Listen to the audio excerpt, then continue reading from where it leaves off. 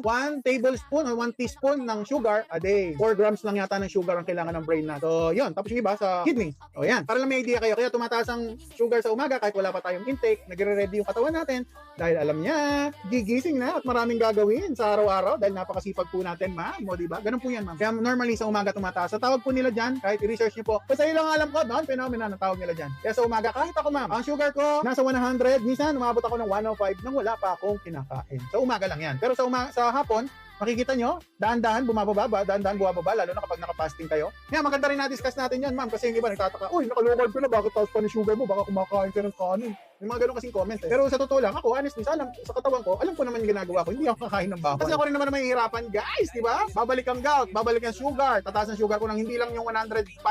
Aabot pa yan ng 140, 50, 60, 70, 80, 90 pataas. Yun. Yan makita may mga tao 400 na sugar. Sana ma-realize nyo guys, yung low carb, malaki may tutulong sa inyo sa good health. Ang ating otay guys, nag-work na. Yan tayo.